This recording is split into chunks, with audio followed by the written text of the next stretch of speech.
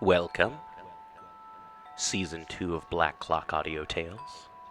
Season 10 of The People's Guide to the Cthulhu Mythos. I am your host and editor, El Danno Azul, aka The Blue Damage. This month, on Black Clock Audio Tales, we will be talking about the Brontë sisters, with weekly visits by Dr. Andrew Grace, who has a PhD in Dracula and a master's in grave water drinking British writers who don't make it past 40. So here we go with Jane Eyre. And if you ever meet Andrew Grace, tell him that your favorite British author is Jane Eyre. It won't make him pull his hair out at all. I've been friends with Drew for a decade or so I know how to irritate him, and I don't recommend other people do it. Give him whiskey. If you meet Andrew Grace, give him whiskey or Old Tom Gin. He loves Old Tom Gin. You know, the dark stuff that has all the spices in it? Good stuff. All right. Let's get going with some Brontes, and then, hey, why not check out last month's stuff? We had some really cool stuff about August Derleth. We had some Carmilla read. We had some Donald Wandry stories, Derleth story, all kinds of cool stuff. A ton of H.P. Lovecraft in the very beginning of the month. We had some guests visit. We had Andrew Migliori from Lurker Films come by. We had Adam Scott Glancy. Of course, Ken Hite. We can't keep Ken Hite off this podcast. But hey, you're here now. Help the show keep running like the smoothly oiled machine that it is by donating $5-10 to paypal.me/PGTTCM or go to PGTTCM, that's People's Guide to the Cthulhu Mythos, you know what that stands for, pgttcm.threadless.com, or go to pgttcm.com and click on the store. We've got some links there, so check that out. And hey, why not check out our back catalog? We've got all kinds of cool stuff. Did I just say that earlier? I don't know. Anyway, this month is going to be great. And we're super excited. End of the month, People's Guide to the Cthulhu Mythos is going to be about icy space monsters like Athagua. So we're probably going to have Ken Hite on talking about Athagua, Wendigos. I hope so. If not, hey, I'll fix this next week so it doesn't say that. All right, thank you again so much for listening, and let's get started with some Jane Eyre. This week we will be going with what Andrew Grace wants to call the first section of Jane Eyre, which is chapters 1 through 11, I believe. And then we'll have a lot more next week and a lot more the week after that. Recording by Elizabeth Klett. Jane Eyre by Charlotte Bronte. Chapter 10. Hitherto I have recorded in detail the events of my insignificant existence. To the first 10 years of my life I have given almost as many chapters. But this is not to be a regular autobiography. I am only bound to invoke memory where I know her responses will possess some degree of interest. Therefore I now pass a space of 8 years almost in silence. A few lines only are necessary to keep up the links of connection. When the typhus fever had fulfilled its mission of devastation at Lowood, it gradually disappeared from thence, but not till its virulence and the number of its victims had drawn public attention on the school. Inquiry was made into the origin of the scourge, and by degrees various facts came out which excited public indignation in a high degree. The unhealthy nature of the sight, the quantity and quality of the children's food, the brackish, fetid water used in its preparation, the pupils' wretched clothing and accommodations, all these things were discovered, and the discovery produced a result mortifying to Mr. Brocklehurst, but beneficial to the institution. Several wealthy and benevolent individuals in the county subscribed largely for the erection of a more convenient building in a better situation. New regulations were made, improvements in diet and clothing introduced. The funds of the school were entrusted to the management of a committee. Mr. Brocklehurst, who, from his wealth and family connections, could not be overlooked, still retained the post of treasurer, but he was aided in the discharge of his duties by gentlemen of rather more enlarged and sympathizing minds. His office of inspector, too, was shared by those who knew how to combine reason with strictness, comfort with economy, compassion with uprightness. The school, thus improved, became in time a truly useful and noble institution. I remained an inmate of its walls, after its regeneration, for 8 years, 6 as a pupil and 2 as a teacher, and in both capacities I bear my testimony to its value and importance. During those 8 years my life was uniform, but not unhappy, because it was not inactive. I had the means of an excellent education placed within my reach, a fondness for some of my studies, and a desire to excel in all, together with a great delight in pleasing my teachers, especially such as I loved, urged me on. I availed myself fully of the advantages offered me.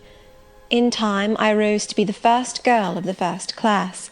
Then I was invested with the office of teacher, which I discharged with zeal for 2 years.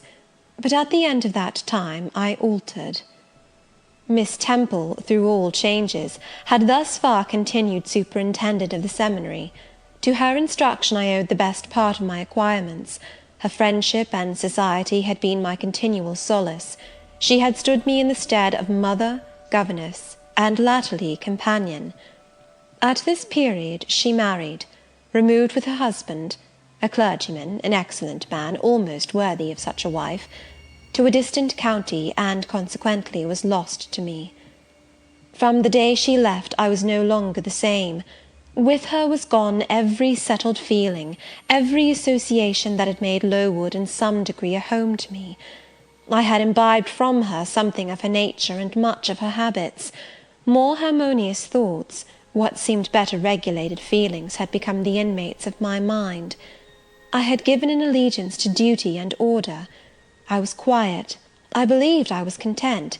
To the eyes of others, usually even to my own, I appeared a disciplined and subdued character.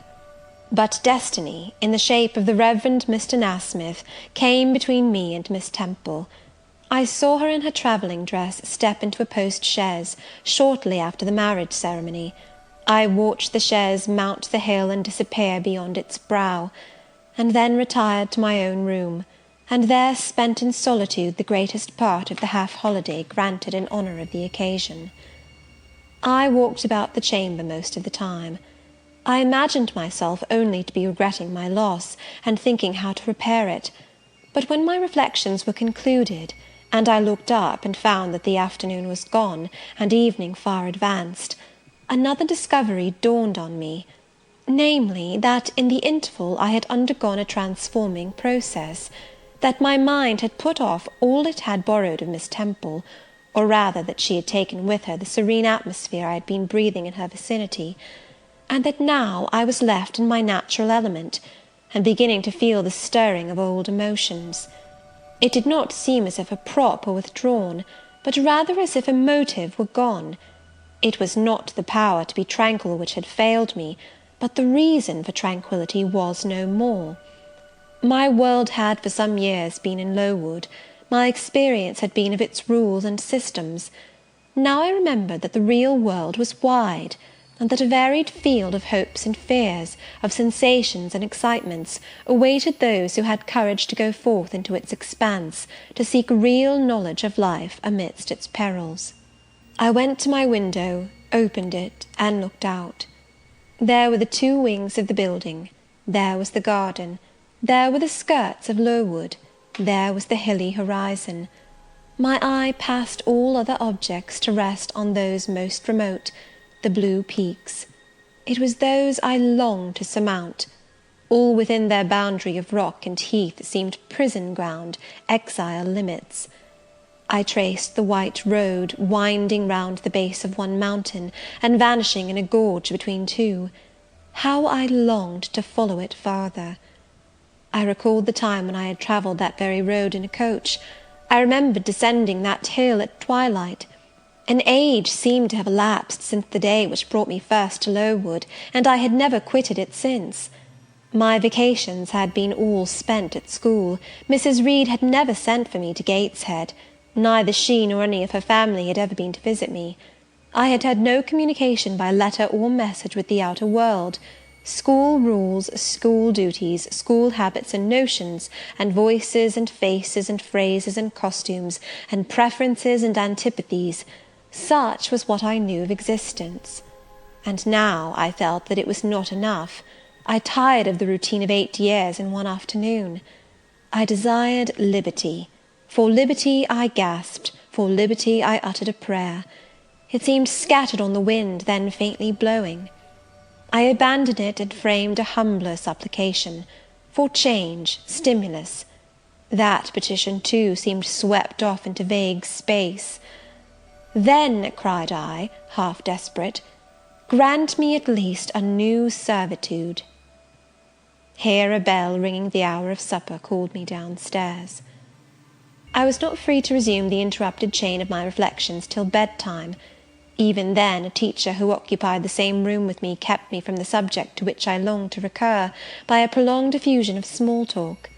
How I wished sleep would silence her! It seemed as if, could I but go back to the idea which had last entered my mind as I stood by the window, some inventive suggestion would rise for my relief. Miss Gryce snored at last. She was a heavy Welshwoman, and till now her habitual nasal strains had never been regarded by me in any other light than as a nuisance. To-night I hailed the first deep notes with satisfaction. I was debarrassed of interruption. My half-effaced thought instantly revived. A new servitude. There is something in that, I soliloquized. Mentally, be it understood, I did not talk aloud. I know there is, because it does not sound too sweet. It is not like such words as liberty, excitement, enjoyment. Delightful sounds, truly, but no more than sounds for me, and so hollow and fleeting that it is mere waste of time to listen to them. But servitude, that must be matter of fact. Any one may serve. I have served here 8 years. Now all I want is to serve elsewhere. Can I not get so much of my own will? Is not the thing feasible? Yes, yes, the end is not so difficult, if I had only a brain active enough to ferret out the means of attaining it. I sat up in bed by way of arousing this said brain. It was a chilly night. I covered my shoulders with a shawl, and then I proceeded to think again with all my might. What do I want? A new place, in a new house, amongst new faces, under new circumstances. I want this, because it is of no use wanting anything better. How do people do to get a new place? They apply to friends, I suppose. I have no friends. There are many others who have no friends, who must look about for themselves and be their own helpers. And what is their resource? I could not tell. Nothing answered me. I then ordered my brain to find a response, and quickly. It worked and worked faster. I felt the pulses throb in my head and temples, but for nearly an hour it worked in chaos, and no result came of its efforts. Feverish with vain labour, I got up and took a turn in the room, undrew the curtains, noted a star or two, shivered with cold, and again crept to bed. A kind fairy, in my absence, had surely dropped the required suggestion on my pillow, for as I lay down it came quietly and naturally to my mind. Those who want situations advertise. You must advertise in the Shire Herald. How? I know nothing about advertising. Replies rose smooth and prompt now. You must enclose the advertisement and the money to pay for it under a cover directed to the editor of the Herald. You must put it, the first opportunity you have, into the post at Lowton. Answers must be addressed to J.E. at the post office there. You can go and inquire in about a week after you'll send your letter, if any are come, and act accordingly. This scheme I went over twice, thrice. It was then digested in my mind. I had it. Black Clock Audio Tales is brought to you by BunnySlippers.com. Check them out. Check out their cool, fun novelty slippers that they have. Zombies, halflings, Cthulhus, all kinds of cool stuff. Cute forest creatures.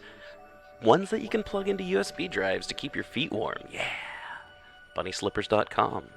Proudly sponsoring the Cthulhu Mythos and weird fiction for, I don't know, 4 years now? Something like that. BunnySlippers.com. And hey, why not help out the show by going to pgttcm.threadless.com and picking up one of our cool Join a Cult t-shirts, or our Ratfink-inspired Psathagua and Elatnacha t-shirt. And hey, why not donate $1 or $2 or $5 or $20, or be really cool and keep the show going for like 6 months, like $100. I don't expect anyone to donate $100. Anyway, if you do want to donate even $1, go to paypal.me/pgttcm. That is pgttcm as in People's Guide to the Cthulhu Mythos. Our monthly show that we do the last Tuesday of the month. We're going to be talking about Athagua, and it's pgttcm.com. I'm going to try and update it this weekend, so people will be able to navigate it better. All right, back to the show. It was then digested in my mind. I had it in a clear, practical form. I felt satisfied, and fell asleep. With earliest day I was up. I had my advertisement written, enclosed, and directed before the bell rang to rouse the school. It ran thus: A young lady accustomed to tuition, had I not been a teacher 2 years, is desirous of meeting with a situation in a private family where the children are under 14. I thought that as I was barely 18, it would not do to undertake the guidance of pupils nearer my own age. She is qualified to teach the usual branches of a good English education, together with French, drawing, and music. In those days, reader, this now narrow catalogue of accomplishments would have been held tolerably comprehensive. Address, J.E., Post Office, Lowton, Blankshire. This document remained locked in my drawer all day. After tea, I asked leave of the new superintendent to go to Lowton, in order to perform some small commissions for myself and 1 or 2 of my fellow teachers. Permission was readily granted. I went. It was a walk of 2 miles, and the evening was wet, but the days were still long. I visited a shop or 2, slipped the letter into the post office, and came back through heavy rain, with streaming garments, but with a relieved heart. The succeeding week seemed long. It came to an end at last, however, like all sublunary things, and once more, towards the close of a pleasant autumn day, I found myself afoot on the road to Lowton. A picturesque track it was, by the way, lying along the side of the beck and through the sweetest curves of the dale. But that day I thought more of the letters that might or might not be awaiting me at the little burg whither I was bound, than of the charms of lea and water. My ostensible errand on this occasion was to get measured for a pair of shoes, so I discharged that business first, and when it was done, I stepped across the clean and quiet little street from the shoemaker's to the post office. It was kept by an old dame, who wore horn spectacles on her nose, and black mittens on her hands. "Are there any letters for J.E.?" I asked. She peered at me over her spectacles, and then she opened a drawer and fumbled among its contents for a long time, so long that my hopes began to falter. At last, having held a document before her glasses for nearly 5 minutes, she presented it across the counter, accompanying the act by another inquisitive and mistrustful glance. It was for J.E. "Is there only one?" I demanded. "There are no more," said she, and I put it in my pocket and turned my face homeward. I could not open it then. Rules obliged me to be back by 8, and it was already 7:30. Various duties awaited me on my arrival. I had to sit with the girls during their hour of study, then it was my turn to read prayers, to see them to bed. Afterwards I supped with the other teachers. Even when we finally retired for the night, the inevitable Miss Gryce was still my companion. We had only a short end of a candle in our candlestick, and I dreaded lest she should talk till it was all burnt out. Fortunately, however, the heavy supper she had eaten produced a soporific effect. She was already snoring before I had finished undressing. There still remained an inch of candle. I now took out my letter. The seal was an initial F. I broke it. The contents were brief. If J.E., who advertised in the Blankshire Herald of last Thursday, possesses the acquirements mentioned, and if she is in a position to give satisfactory references as to character and competency, a situation can be offered her where there is but one pupil, a little girl under 10 years of age, and where the salary is £30 per annum. J.E. is requested to send references, name, address, and all particulars to the direction Mrs. Fairfax, Thornfield, near Millcote, Blankshire. I examined the document long.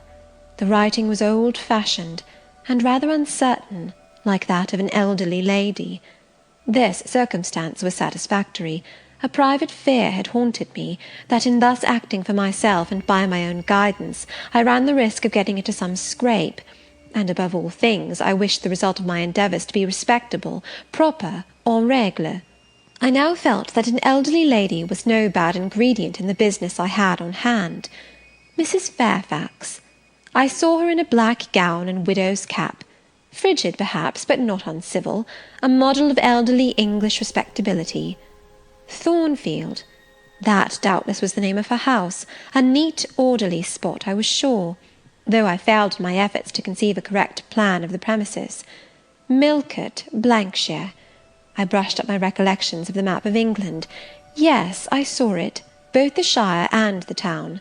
Blankshire was 70 miles nearer London than the remote county where I now resided. That was a recommendation to me. I longed to go where there was life and movement. Millcote was a large manufacturing town on the banks of the Eyre. A busy place enough, doubtless, so much the better.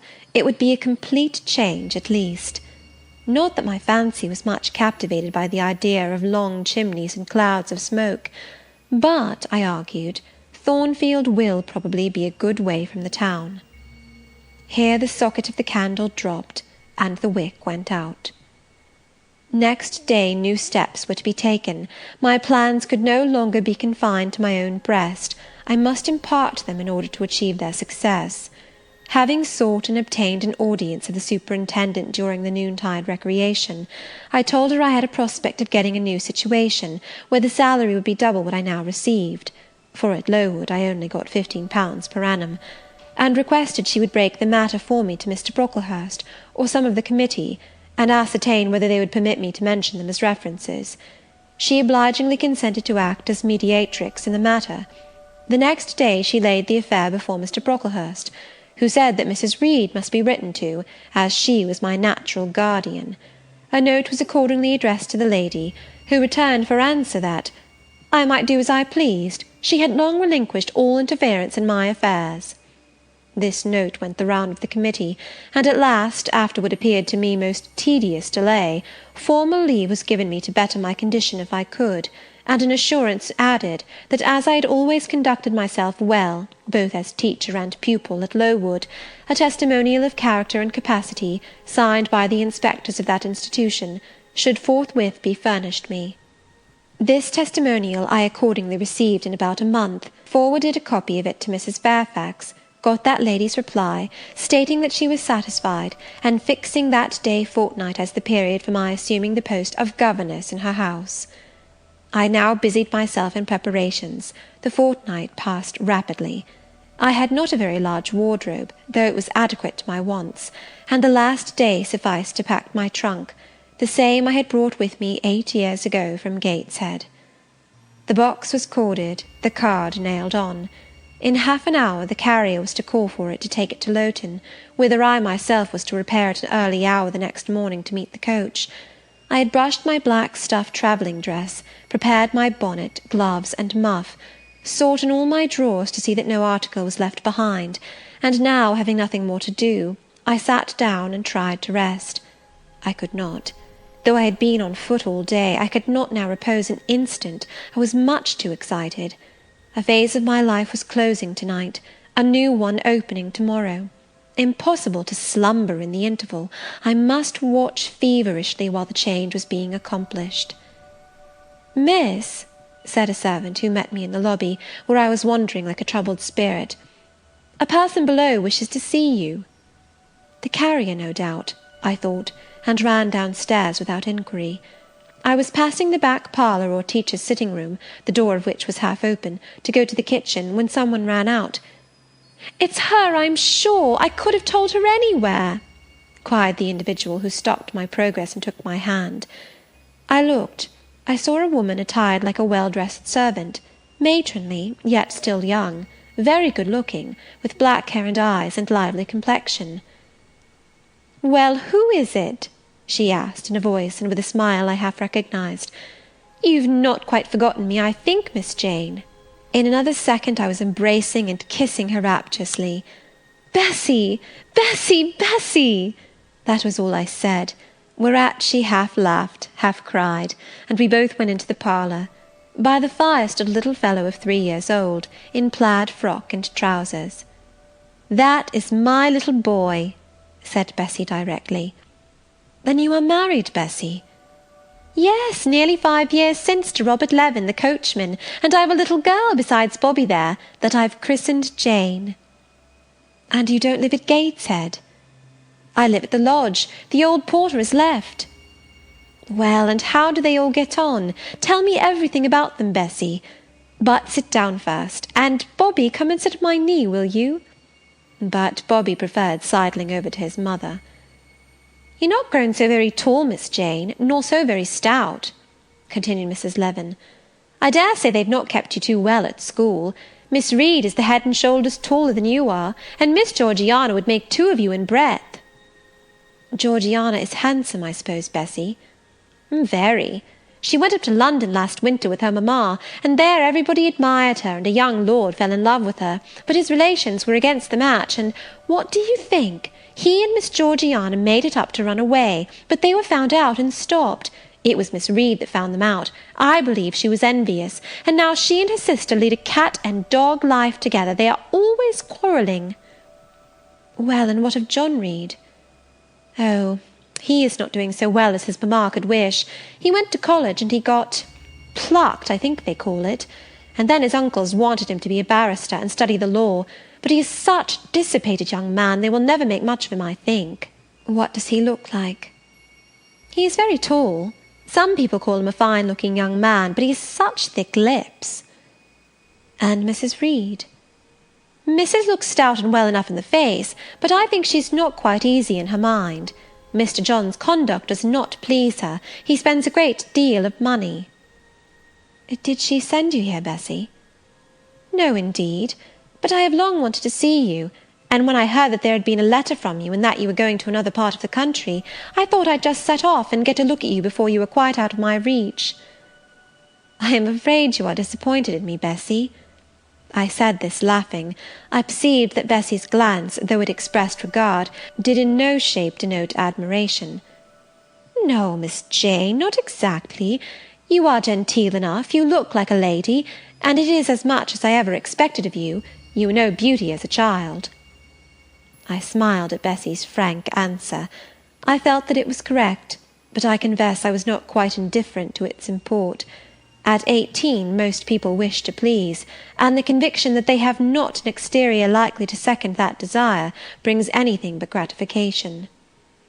"I dare say you are clever, though," continued Bessy, by way of solace. "What can you do? Can you play on the piano?" "A little."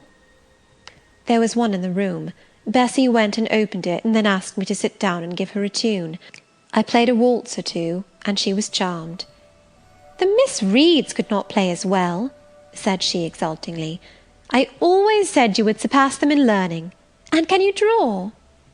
"That is one of my paintings over the chimney-piece."